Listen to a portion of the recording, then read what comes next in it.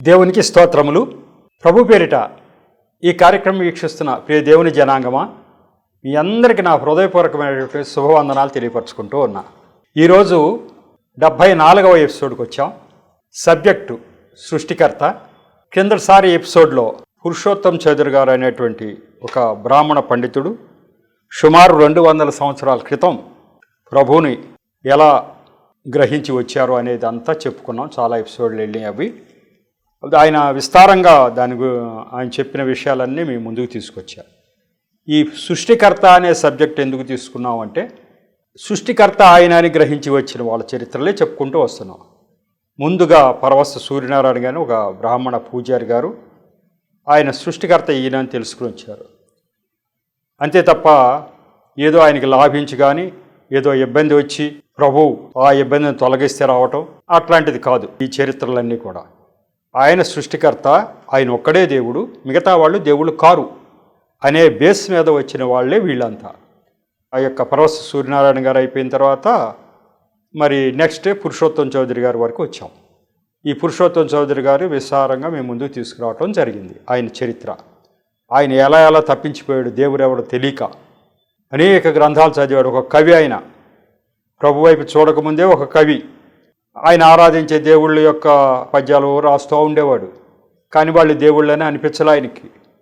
కానీ దేవుడెవరని వెతుకుతూ ఉంటే ఒక కాగితం ముక్క సువార్త పత్రిక పట్టుకుని వాళ్ళు ఎక్కడున్నారో వెతుక్కుంటా వాళ్ళ దగ్గరికి వెళ్ళి, అసలు ఈ దేవుడు ఈయన ఒకడే దేవుడు అంటాక రుజువులు ఏంటి, సాక్ష్యాలు ఏంటి అంటే వాళ్ళంతా చెప్పింది విని ఈయన దేవుడు దొరికాడు అనుకుని ఎంతో ఆనందంతో ఆయన సేవలోకి రావటం, ఆయన కుటుంబ సభ్యులంతా కూడా తిరస్కరించినప్పటికీ కూడా ఈయన ఒక్కడే దేవుడు, ఇంకో దేవుడు లేడు, ఇవాళ నేను తెలుసుకున్నా, ఇవాళ కాకపోతే రేపైనా మీరు తెలుసుకోవాల్సి ఉంటుంది, అంతే తప్ప నా మార్గం మారదని చెప్పి ఆయన అన్నిటినీ ఆ శ్రమలన్నీ ఎదుర్కొన్నాడు, అందరిని ఎదిరించాడు, ప్రభు వైపు చూశాడు, చక్కని జీవితం జీవించాడు. దేవుడు ఆయన ద్వారా అనేక మందికి ఈ వెలుగును ప్రసరింపచేశాడు. అది 73వ ఎపిసోడ్లో కంప్లీట్ చేసి, అది 73వ ఎపిసోడ్లో చివరి ఎపిసోడ్లో వీళ్ళంతా 19వ శతాబ్దపు భక్తులు, అంటే 1800 నుంచి 1900 దాకా వచ్చిన భక్తుల చరిత్రలు చాలా గొప్పగా ఉన్నాయి. వీళ్ళు బాగా ముందుగా ధైర్యం చేసి దేవుణ్ణి తెలుసుకున్న వాళ్ళు అని చెప్తూ పుట్టిన తేదీ, ప్రభునందు నిద్రించిన తేదీలు నేను 1803 నుంచి 1890 వరకు వాళ్ళు జీవించారని చెప్పబోయి పొరపాటుగా 1903 నుంచి 1990 అని చెప్పా. నేను టీవీలో వచ్చిన తర్వాత చూసుకుంటే ఇది కొంచెం పొరపాటుగా వచ్చింది అనిపించింది. మీకు ముందుగా దానికి రెక్టిఫై చేస్తున్నా. మొదటి నుంచి కరెక్ట్గానే చెప్పుకుంటూ వచ్చా. చివరిలో సింహావలోకనం చేసుకునేటప్పుడు ఆయన జీవించిన తేదీలు 1803 నుంచి 1890, అంటే ఇప్పటికి 200 సంవత్సరాల క్రితం. అది పొరపాటుగా 1903 నుంచి 1990 అని చెప్పడం జరిగింది. కాబట్టి అది మీరు కరెక్ట్ చేసుకోవచ్చు. పోతే ఆయన చరిత్ర అయిపోయింది. ఇప్పుడు అటువంటి కోవలోకి వచ్చినటువంటి ఆచార్య ఆర్ఆర్కే మూర్తి గారు గురించి ఇప్పుడు చెప్తారని చెప్పాను. ఆయన ఎక్కడో కాదు, మన గుంటూరు జిల్లా వాసి. ఆయన ఎప్పటి వరకు ఉన్నాడు? ఆయన 20వ శతాబ్దంలో పడ్డాడు. అంటే 1900 నుంచి 2000 వరకు ఆ పైచీలకు ఆ ప్రాంతాల్లో పడిన భక్తులంతా కూడా 20వ శతాబ్దం. కాబట్టి ఈయన 20వ శతాబ్దంలోకి వస్తాడు. ఈయనేదో ఆ పురుషోత్తం చౌదరి గారి చరిత్ర తెలుసుకుని కానీ అట్లా వచ్చిన ఆయన కాదు. ఈయన కూడా ఒక బ్రాహ్మణ పండితుడే. కానీ పురుషోత్తం చౌదరి గారు ద్వారా ప్రభావితం కాబట్టం కానీ అట్లాంటిదేం జరగల. ఈయన బ్యాక్గ్రౌండ్ వేరు, ఈయన దేవుడు ఏర్పరచుకున్న పద్ధతి వేరు, ప్రభు వైపు చూడటానికి కారణాలు వేరే రకంగా ఉన్నాయి. ఆయన దేవుడెవరు అని వెతకలేదు, ఏదో సరిపెట్టుకుంటున్నాడు. మన దేవుళ్ళు మనకే, వాళ్ళ దేవుళ్ళు వాళ్ళకే అనుకుంటున్నాడు. కాకపోతే వాళ్ళది పండితుల కుటుంబం, కవుల కుటుంబం వాళ్ళది. ఆయనకి పుట్టుకతోనే ఏకసంతాగ్రాహి అంటారే, చెప్పగానే అర్థమైపోద్ది వాళ్ళకి, అంటే అర్థం చేసుకుంటారు. ఆయన పెద్దగా డిగ్రీలు అవన్నీ చదివిన మనిషి కాదు. ఆయన ఇంటర్మీడియట్ అన్నారు, బహుశా పియూసీ అంతవరకు చదివారు ఆ రోజుల్లో. ఆయన 1928లో జన్మించారు. ఆయన ప్రభు వైపుకు చేరిన తేదీ 2011. అప్పుడు నేను ప్రభు వైపు చూడాల. నేను ప్రభు వైపు చూసింది 2012, నా 61వ సంవత్సరం. ఇంకా నేను ప్రభు వైపు చూడలే. అంతకు ఒక సంవత్సరం ముందే 2011లో ఆయన ప్రభువునందు నిద్రించారు. ఆయన జీవించినటువంటి సంవత్సరాలు 83 సంవత్సరాలు. పురుషోత్తం చౌదరి గారు అయితే 93 సంవత్సరాలు జీవించారు. వీరు జీవించినటువంటి సంవత్సరాలు చూసుకుంటే 83 సంవత్సరాలు వీరు జీవించారు. వీరు గుంటూరు జిల్లానే. వీరు ఎట్లా వచ్చారు మరి ఆయన కూడా కవుల కుటుంబం, పండితుల కుటుంబం అయినప్పుడు ఇక్కడ ఉన్నటువంటి దేవుళ్ళు చరిత్రలో అవన్నీ బాగా వాళ్ళకి తెలుసు కదా, ఇక్కడున్న గ్రంథాలన్నీ చదివిన వాళ్ళే కదా. మరి అయినప్పుడు ఈయన ఎట్లా వచ్చాడు? ఈయన కూడా అదే కోవా. ఏ కోవా? దేవుడు అన్న ఆయన, సృష్టికర్త అన్న ఆయన ఈ గ్రంథాల్లో చెప్పబడినటువంటి ఏ గ్రంథాల్లోనూ లేడు, బైబిల్ గ్రంథంలోనే ఉన్నాడు. ఆయన సృష్టికర్త, ఈ ప్రపంచానంతటికి ఆయన ఒక్కడే దేవుడు, ఇంకొక దేవుళ్ళు లేరు.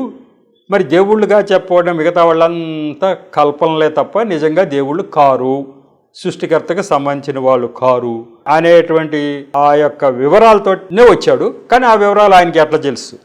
ఆయన ద్వారా ఆయన ఏదో పోతున్నాడు కదా. ఆయనకి ఈ విషయాలు ఎవరు చెప్పారు? ఎవరైనా క్రైస్తవ మిషనరీలు పనిగట్టుకుని వెళ్ళి ఏమైనా చెప్పారా, ఈయన విన్నాడా అని అంటే అట్లా కాదు. కానీ దేవుడికి ఈ రాయసం రాధాకృష్ణమూర్తి గారు, ఆచార్య రాయసం రాధాకృష్ణమూర్తి గారు ఇని చిన్నప్పటి నుంచి అందరూ ప్రజలు కూడా దేవుడి యొక్క పిల్లలే కదా, దేవుడి సృష్టిలో భాగమే కదా. ఆయన చూస్తూ ఉంటాడు. ఆయనకు ఒక పని నిమిత్తము ఎవరు ఎక్కడ అవసరం వస్తారో ఆయనకు చూసుకుంటూ ఉంటాడు. మరి ఈయన ఏకసంతాగ్రహి, ఏదైనా ఎవరైనా చెప్తే చక్కగా దాన్ని గ్రహించగలిగిన శక్తి ఉంది ఈయనకి. అటువంటి పరిస్థితుల్లో కాకపోతే ఈయన ప్రభు వైపు లేకుండా వేరే దేవుళ్ళ వైపు ఉన్నారు ఆ కుటుంబం మొత్తం. అందుకని దేవుడి యొక్క ప్రణాళిక ఆయన మీద ఉండి ఉంటుంది. అంచేతనేమో ఆయన రావలసిన మార్గాలు సరళం చేయటం జరిగింది. ఆయనతో గొప్ప పని దేవుడు చేయించదలుచుకున్నాడు, చేయించాడు. ఆయన జీవించిన 83 సంవత్సరాల్లో చాలా గొప్ప పని. తెలుగు మాట్లాడే ప్రజలందరికీ కూడా గొప్ప సువర్ణ అక్షరాలతో లిఖించబడినటువంటి ఆయన పీరియడ్లో చక్కని సువార్త వెళ్ళింది. ఎలా వెళ్ళింది? ఇంటింటికి వెళ్ళటం, చెప్పటం, ఊళ్ళమ్మట తిరగటం. అట్లా పురుషోత్తం చౌదరి గారు ఊళ్ళంట వేలు మైళ్ళు నడుచుకుంటూ వెళ్ళారు, చెప్పారు. ఆయనకంటే ఒక 100 సంవత్సరాల ముందుకి ఆయన. కానీ ఈ టైం వచ్చేసరికి రేడియో అనేది కూడా వచ్చి ఉంది.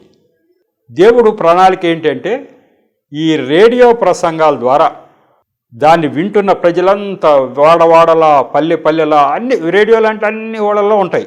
అన్ని ఊళ్ళలోకి ఆ వార్తల కోసం రేడియోల్లో ఉండేవి. ఇప్పుడు టీవీలో, అప్పుడు టీవీ ఇంకా రాలా. ఆయన ప్రభు వైపు చూచే నాటికి ఆయన 27వ సంవత్సరంలో ప్రభు వైపు చూడటం జరిగింది. ఆ సమయానికి టీవీలు ఇంకా రాలే. 1955 అంటే నా చిన్నప్పుడు, నేను 1952లో పుట్టాను.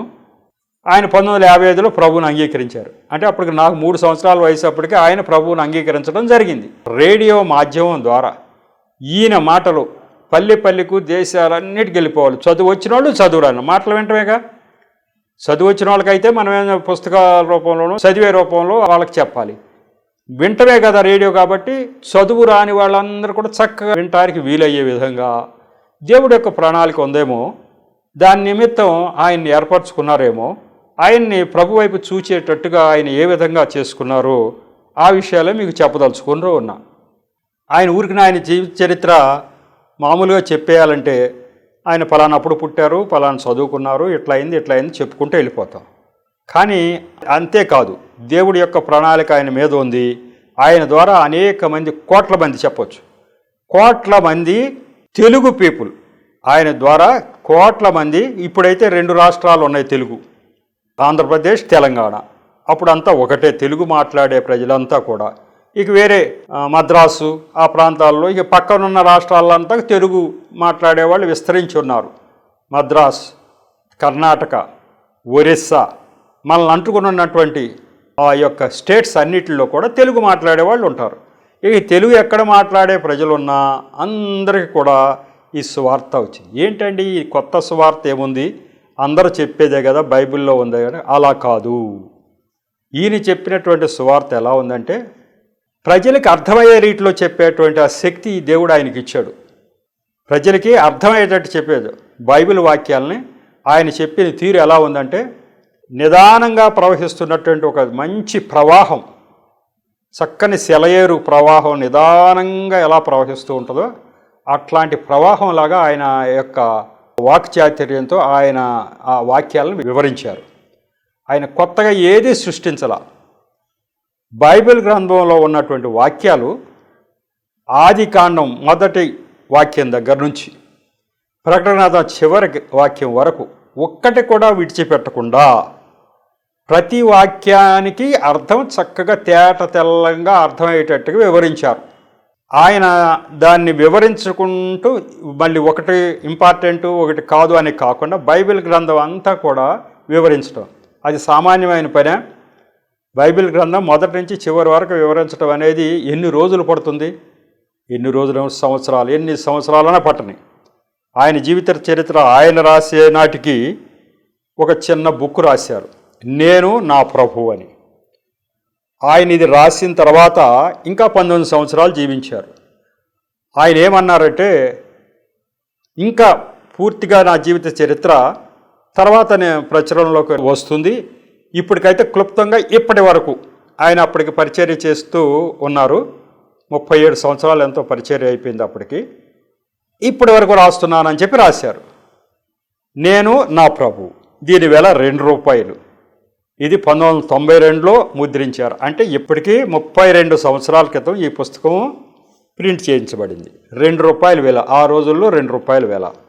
మరి 1,00,000 కాపీలు అప్పుడు ప్రింట్ చేయించారని దీంట్లో రాశారు. కాబట్టి విపరీతంగా ఇది వెళ్ళింది. ఆయన మంచి పని చేశారు. మళ్ళీ ఆయన చివరిదాకా ఆక్కోకుండా అప్పుడే చేయటం ద్వారా ఆ చరిత్ర ఏంటో ప్రజల్లోకి వెళ్ళింది.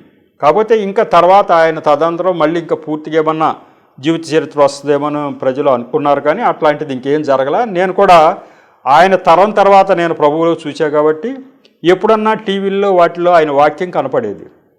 ఆయన రేడియోలో చెప్పినంతకాలం నేను ప్రభు వైపు చూడలా. వాళ్ళు వీళ్ళు రేడియో వింటూ ఉన్నారు, రేడియోలకు అంటిపెట్టుకుంటూ ఉండేవాళ్ళు.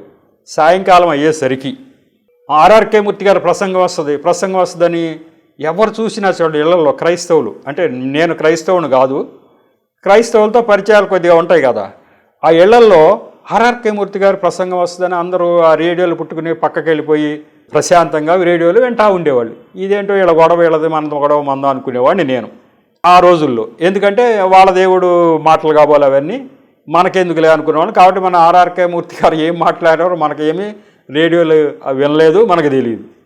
ఆ భాగ్యం ఇప్పుడు కొద్దిగా కలిగింది. ఎలా కలిగింది అంటే టీడబ్ల్యూఆర్ సంస్థ వాళ్ళు ఇదంతా రేడియో ద్వారా సంవత్సరాల తరబడి అప్పుడు పబ్లిష్ చేయించారంట.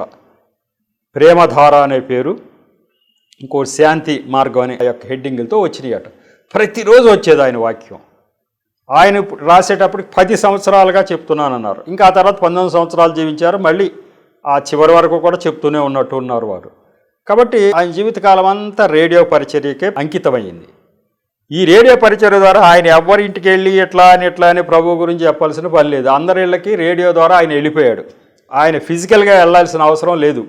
ఆయన మాటల ద్వారా రేడియో ద్వారా అందరిళ్ళకి ఈ యొక్క తెలుగు మాట్లాడే పీపుల్ అందరికీ వెళ్ళిపోయాడు. ఎందుకంటే ఆయన మాటలు మరి తెలుగు వచ్చిన వాళ్ళకే తెలుస్తాయి కదా, తెలుగులో చెప్తారు కాబట్టి వెళ్ళిపోయాడు ఆయన. అట్లా అందరి ఇళ్ళలోకి వెళ్ళిపోవటం జరిగింది.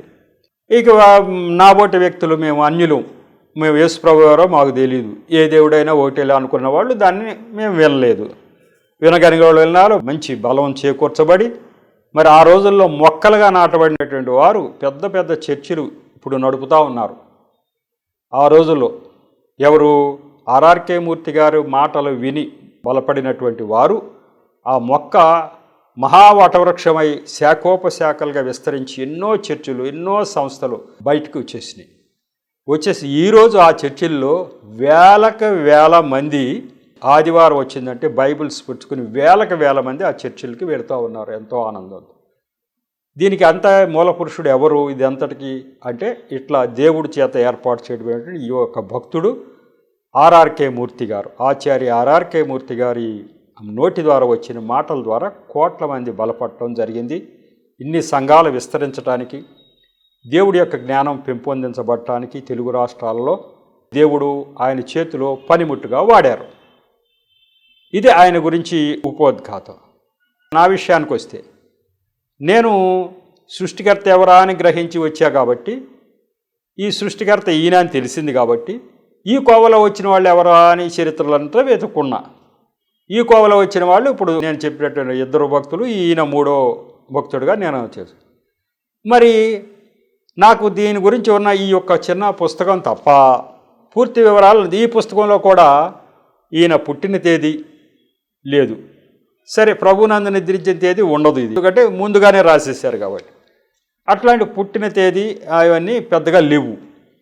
సరే, మరి నా పుస్తకంలో నేను రాసింది ఏంటి? కళల ద్వారా దేవుడు నాకు చూపించిన దర్శనాలు అనేది నా పుస్తకం. ఈ పుస్తకంలో నేను ప్రభు వైపుకి ఎట్లా వచ్చానని నాకున్న 100 దర్శనాలు రాస్తూ, ఇదిగో ఇట్లా జ్ఞానం సంపాదించి వచ్చాను. నాకు ముందు కూడా చాలామంది పండితులు జ్ఞానం సంపాదించి వచ్చిన వాళ్ళు అనుకోవచ్చు. అందరూ ఇట్లా జ్ఞానం సంపాదించి వచ్చిన వాళ్ళు కూడా ఉంటారా ఎక్కడన్నా? ఏదన్నా మిరకేలు జరిగితే యేసు ప్రభు వారు ఏదైనా చేస్తే వస్తారు, కానీ మనమంతా అట్లా వచ్చిన వాళ్ళమే. చాలామంది కన్వర్టెడ్ క్రిస్టియన్స్ అంతా అట్లా అనుకుంటుంటారు. చాలామంది క్రైస్తవులు ఎట్లా వచ్చారు? వాళ్ళ ఇళ్లలో ఏదో ఇబ్బంది వచ్చినప్పుడు, వాళ్ళు ఆరాధించే దేవుడు వల్ల ఏమి పని జరగనప్పుడు ఆ ఊళ్ళో క్రైస్తవుల వైపు చూచి ఆ క్రైస్తవులు చెప్పే మాట విని ఆ చర్చిలకో ఆ పాస్టర్ గారి దగ్గరికి వెళ్ళి ఆ లాభం పొందారు. జబ్బు అనుకో, ఆ జబ్బు పాస్టర్ గారి ప్రార్థన ద్వారా దేవుడు తగ్గిస్తూ, అట్లాగే వాళ్ళ ఇంట్లో ఏదో సమస్యలు, అది పాస్టర్ గారి ప్రార్థన ద్వారా దేవుడు సరిచేయటం, ఇట్లాంటి విషయాలు జరిగినాయి. అవి జరగంగానే ఈయనే దేవుడు అంటే వచ్చేసారు. అట్లా వచ్చిన వాళ్ళంతా కూడా ఇలా కన్వర్టెడ్, అన్ని కులాల నుంచి కూడా ప్రభు వైపు చూడటం జరిగింది. కానీ ఏ మిరకిలు కూడా వాళ్ళ జీవితంలో దేవుడు పనిగట్టుకుని ప్రత్యేకంగా చేయటం అనేది జరిగినా జరగకపోయినా అసలు ఆయన ఒక్కడే దేవుడు, ఇంకెవాళ్ళు ఎవరు కారు అని వచ్చిన వాళ్ళు చాలామంది ఉన్నారు.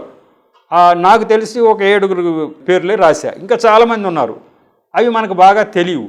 పండితులు బాగా చదువుకున్న వాళ్ళు, విజ్ఞానవంతులు, వాళ్ళే కదా దేవుడు ఆయన ఒక్కడే అని తెలుసుకుని రాగలుగుతారు.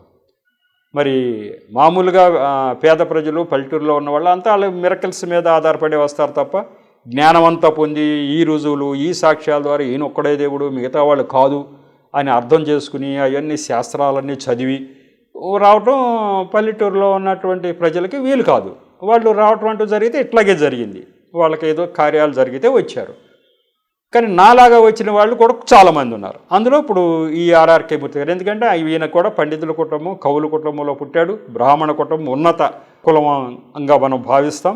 బ్రాహ్మణులు ఆ కుటుంబం నుంచి వచ్చాడు కాబట్టి ఎంతో వారు స్థితిపరులు అయి ఉంటారు. కాబట్టి వాళ్ళు ప్రభు వైపు చూడటం అనేది ఇది ఆశ్చర్యం, విడ్డూరం. అందరికీ రావాలి అంటే వాళ్ళు ఒక్కడి జ్ఞానంతో రావాలి. ఆ జ్ఞానంతో ఆయన వచ్చాడు.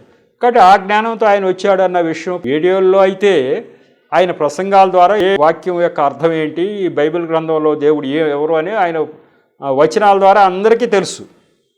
బైబిల్ వాక్యం, ఈయన చరిత్ర ఏంటి అనేది తెలియాలి కదా, ఈయన ఎట్లా వచ్చాడు అసలు అనేది తెలియాలి కదా. కాబట్టి నేనైతే దాన్ని ముట్టుకుని దాన్ని ఇట్లా ఈయన కూడా వచ్చాడు అని చెప్పి టూకీగా రాసి ఉంది. కానీ మరి అప్పటికి టూకీగా వీళ్ళ చరిత్రలు రాసుకుంటూ వచ్చా. అందరికీ చిన్నగానే రాశాను, క్లుప్తంగా రాశా. పెద్ద వివరాలు ఏమీ అప్పటికి దొరకల. నేను రాసింది ఏంటో మీకు చదివి వినిపిస్తా.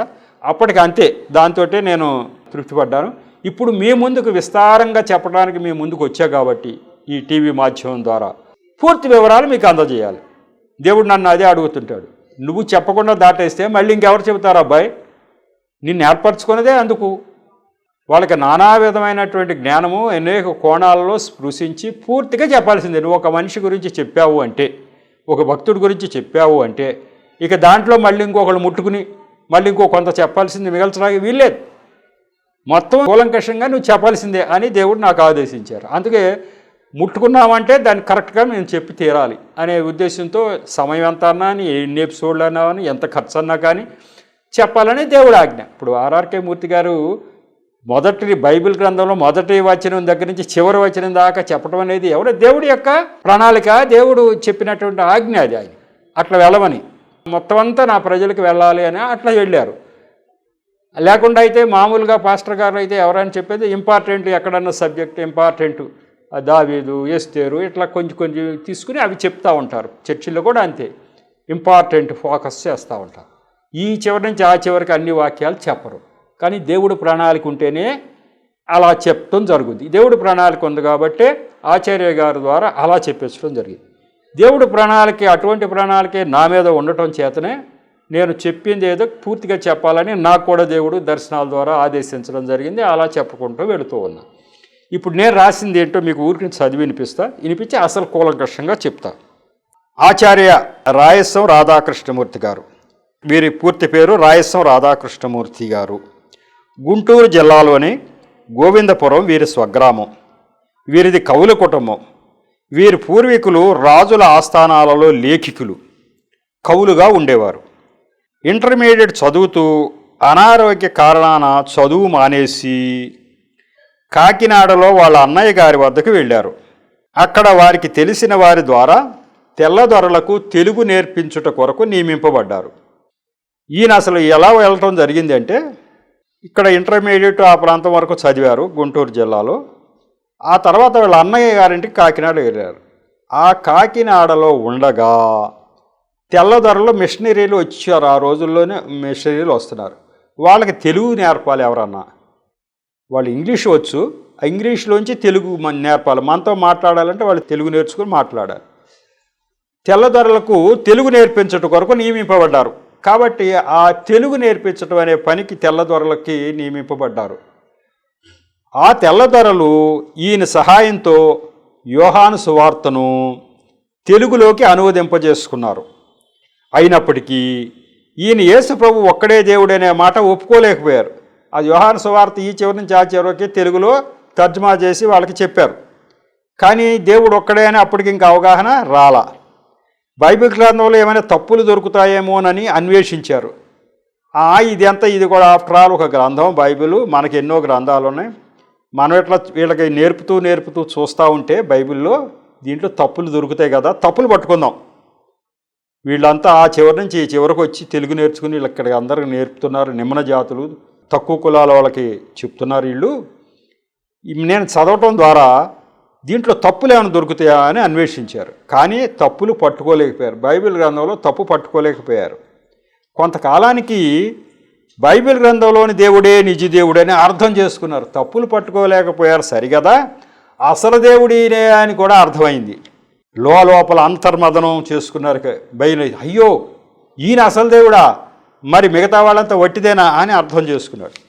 చివరికి తన 30వ ఏట అని అప్పుడు రాశాను, కానీ 27వ ఏట, చివరికి తన 27వ ఏట 1955వ సంవత్సరంలో యేసు ప్రభువును తన సొంత రక్షకుడిగా అంగీకరించేశారు. బంధువులు మన మతంలో ఏమైనా తప్పులుంటే సంస్కరించి మార్చు, అంతేగాని యేసుక్రీస్తుని ఎందుకు అంగీకరించావు అని అడిగారు. బంధువులందరూ కూడా అదేంటి, అసలే మనం పండితుల కుటుంబాలు, మన మతంలో కొన్ని తప్పులుంటే పట్టుకున్నవి మార్చుదాం మనం, అంతేగాని నువ్వు వెళ్ళిపోయి యేసు ప్రభుని అంగీకరిస్తావేంటి అని అడిగారు. అందుకు జవాబుగా, నేను మార్చగలిగింది నాకెందుకు, నన్ను మార్చే క్రీస్తు నాకు కావాలి అన్నాను. ఈయన చెప్పారట, నేను ఆ తప్పులు ఈ తప్పులు మన గ్రంథాల్లో చూసి సరిచేసేది నాకెందుకు, నన్ను మార్చగలిగినటువంటి మహాగ్రంథము బైబిల్ గ్రంథం ఇది. ఆ బైబిల్ గ్రంథంలో ఉన్న యేసు ప్రభు కావాలి కానీ, ఆ మహాదేవుడు కావాలి కానీ, తప్పులు ఉన్నాయని సరిచేసేటువంటి మన గ్రంథాలు నాకెందుకు అన్నాడు. తర్వాత రోజుల్లో సువార్త విస్తారంగా ప్రకటించారు. రేడియో పరిచర్య కూడా బాగా చేశారు. ఇది నేను రాసుకున్నాను అప్పటికి. ఎందుకు పూర్తి వివరాలు దొరక్క, ఆయన ఎప్పుడు పుట్టారో, ఈయన 1955లో బాప్తిజం తీసుకున్నా అన్నారు. సుమారు అంచనా వేసి 30వ సంవత్సరంలో తీసుకుని ఉంటారు అని అంగీకరించారని రాశా దీంట్లో. కానీ నేను ఇప్పుడు అసలు డేట్ ఆఫ్ బర్త్లో అవన్నీ చూసిన తర్వాత 1928లో పుట్టారు కాబట్టి 1955లో బాప్తిజం తీసుకున్నారంటే ఆయన 27 సంవత్సరాలకి ప్రభువుని అంగీకరించినట్టు అర్థమైంది. ఇప్పుడు చెప్పే విషయాలు కరెక్ట్ విషయాలన్నీ మీ ముందుకు తీసుకురాబోతా ఉన్నా. కాబట్టి ఇలా ఆయన చరిత్ర, ఆయన్ని దేవుడు ఎట్లా ఎందుకు ఏర్పాటు చేసుకుని ఉంటాడా, ఆయన్ని దేవుడు ఏర్పాటు చేసుకోకపోతే ఆయన్ని ఎట్లాంటి మలుపులు తిప్పి గుంటూరు జిల్లా నుంచి కాకినాడకి ఎలా పంపిస్తారు, కాకినాడ వెళ్ళిన తర్వాత ఆయనకి మిషనరీలకి తెలుగు నేర్పే పని ఆయనకే ఎందుకు వచ్చింది. ఇంకా పెద్ద పెద్ద ఉపాధ్యాయులు వాళ్ళు ఉంటారు, వాళ్ళు నేర్పుతూ ఉండేవాళ్ళట. ఈయన ఇంటర్మీడియట్ చదివిన వ్యక్తి, ఇంటర్మీడియట్ అని రాశారు కదా, ఇంటర్మీడియట్ కూడా కాదు, అప్పటికి పియూసీ అని ఉంటుంది, అది ఆ ఇంటర్మీడియట్తో సమానం. అది చదివిన వ్యక్తి ఈయన వాళ్ళకి తెలుగు నేర్పడానికి ఈయన ఎట్లా నియమింపబడ్డాడు. ఇదంతా దేవుడి యొక్క అదృశ్య హస్తం ఇలా నడిపించడం జరిగింది. ఈయన దేవుడు ఎందుకు ఏర్పరచుకున్నాడు? ఎంతమంది ఉంటారు కదా, అప్పటికే బోళ్ళంతమంది పాస్టర్లు ఉంటారు కదా, ఎవరో ఒకరిని ఏ పాస్టర్ గారినో ఏర్పాటు చేసుకుని దేవుడు పోనీ ఈ విషయాలన్నీ బైబిల్ గ్రంథంలో ఉన్న వాక్యాలన్నీ రేడియో ద్వారా చెప్పించవచ్చుగా దేవుడు. ఈయన వెతుక్కుంటూ అన్ని జనుల కుటుంబంలోంచి వచ్చినటువంటి ఈ ఆచార్య గారిని దేవుడు వెతకడం ఏంటి, ఈయన పట్టుకోవటం ఏంటి, ఈయన వెలిగించటం ఏంటి, ఈయన ద్వారానే ఎందుకు ఇంత సువార్త ప్రకటింప చేయాలి అనే విషయాలు తర్వాత 75వ ఎపిసోడ్లో నేను చెప్పదలుచుకున్నాను. అదంతా దేవుడి ప్రణాళిక ఎట్లా జరిగింది అనే విషయాన్ని, ఆయన ప్రణాళికలో ఆయన ఎట్లా ఎంచుకోబడ్డాడు, మిగతా వాళ్ళందరినీ వదిలేసి ఈయనే ఎంచుకున్నారు అంటే ఈయనకి చెప్పే కదా గ్రహించే శక్తి ఎక్కువ ఉంది, విషయాన్ని గ్రహించే శక్తి ఎక్కువ ఉంది. అట్లా గ్రహించి మళ్ళీ ఇతరులకు చెప్పే శక్తి కూడా ఎక్కువగా ఉంది. దాన్ని ఇతరులకు అర్థమయ్యేటట్టు చెప్పడం అది కూడా ఒక ఆర్ట్, అది ఒక కళలాగా. తెలిసిన విషయాన్ని ఇతరులకి అర్థమయ్యేటట్టు చెప్పడం అనేది అది ఒక కళ, అది అందరికీ కుదరదు. ఆయనకి అది ఉంది, సహజంగానే ఉన్నట్టుంది. కాబట్టి సహజంగానే ఉంటా కారణం ఎవరయ్యా అంటే ఈయనే. మనుషులందరికీ కూడా జ్ఞానం కానీ వివేకం కానీ ఇచ్చేది ఎవరు? బైబిల్ గ్రంథంలో దేవుడు. ఆయనే సృష్టికర్త, మిగతా వాళ్ళు ఎవరు కారు. వాళ్ళు ఎవరెవరో దేవుళ్ళు అని అనుకుంటూ ఉండా కూడా ఇచ్చేది మట్టికి ఈయనే కదా. కాబట్టి అందరికీ ఇచ్చేస్తాడు. వాళ్ళు యేసుప్రభుని ఆరాధిస్తున్నారా ఆరాధించట్లే అని ఏం కాదు, ఎవరికి ఇవ్వాల్సినవి వాళ్ళకి అన్నీ ఇచ్చేసుకుంటూ వస్తారు. అసలు ఎవరి క్రియల ప్రకారం వాళ్ళకి ఫలితాలు కూడా అందరికీ ఇచ్చుకుంటూ వచ్చేది ఈయనే. బైబిల్ గ్రంథంలో దేవుడే. అన్యులకు కూడా ఏది వాళ్ళు పొందుతున్నా పొందేదంతా ఇచ్చేది బైబిల్ గ్రంథంలో దేవుడే. వాళ్ళకి తెలియదు, దేవుడు కూడా దాన్ని పట్టించుకోడు. ఆయనంతటా ఆయన గ్రహించి ఈయన దేవుడని రావాలే తప్ప నేను దేవుడని ఆరాధించకుండా ఎవరిని పడితే వాళ్ళని ఆరాధిస్తున్నావు కాబట్టి నీకు ఆ దేవును ఈ దేవును అన్నాడు. ఆయన సృష్టిలో భాగం. పశుపక్షాదులు అన్నిటిని సృష్టించి వాటికి ఏది కావాలో ఆయన అమర్చటం లేదా? ఈ ప్రపంచాన్ని అంతటికీ కూడా ఈ యొక్క వర్షం రావటం, గాలి, నీరు, వెలుతురు, సూర్యుడు, చంద్రుడు, ఈ సృష్టి అంతా అందరికి ఇవ్వటం లేదా? ఆయన దయతో అందరికీ మనిషి అన్న వాళ్ళకి అవసరమైందంతా ఇచ్చేస్తాడు. ఆయన ఎవరో తెలుసుకుని రావటం అనేది మన మీద బాధ్యత ఉంది. అది తెలుసుకుని రావటానికి కావలసిన జ్ఞానం ఆయన అందజేస్తూ ఉంటాడు. అంతే తప్ప బలవంతంగా ఎవరిని ఆయన వైపు చూడాలని ఆయన అనడు. కానీ ఆ జ్ఞానం ఇప్పిస్తాడు. ఆ జ్ఞానం ఇప్పించడానికి ఎవరు ఎక్కడున్నారా అని వెతుకుతూ ఉంటారో అట్లా విధంగా ఈ యొక్క ఆచార్య గారు ఆయన ప్రణాళికలో వచ్చారు. ఆయన ఆ విధంగా ఉపయోగించుకోవటం జరిగింది. దేవుడి యొక్క మాటల్ని సాక్ష్యాన్ని దీవించునుగాక. చిన్న ప్రార్థన చేసి ముగిస్తా. కృపగల దేవ, మహాపరిశుద్ధుడా, ప్రేమగల తండ్రి, ప్రభా మీకు వందనాలు స్తోత్రాలు చెల్లించుకుంటున్నాను. ఈరోజు ఈ 74వ ఎపిసోడ్ని కూడా తగిన నడిపించారు. నన్ను మెరుగుపరిచి నా నోట మీ మాటలు మీరు ఉంచినందుకు మీకు వందనాలు స్తోత్రాలు తండ్రి. అలాగే వింటున్న బిడ్డల హృదయాలు తెరిచి విషయాన్ని గ్రహించే శక్తిని దయచేసినందుకు స్తోత్రాలు తండ్రి. ఇక ముందు ఎపిసోడ్స్ను కూడా మీరే ప్రభువా నా నోటి ద్వారా పలికించండి, మీ నామాన్ని మహింపరచుకోండి. అలాగే ప్రభువా ఈ మాటలు వింటున్నటువంటి ప్రేక్షకులందరినీ కూడా, అలాగే టీవీ యాజమాన్యాన్ని యొక్క పరిచర్యలు చేస్తున్న వారందరినీ కూడా దీవించి ఆశీర్వదించమని మా ప్రభువును రక్షకుడైన యేసు నామములో పరమ తండ్రిని ప్రార్థించి వేడుకుంటున్నా తండ్రి, ఆమేన్. మరొకసారి మీ అందరికీ నా హృదయపూర్వక శుభవందనాలు తెలియపరచుకుంటూ ఉన్నా. వందనాలు.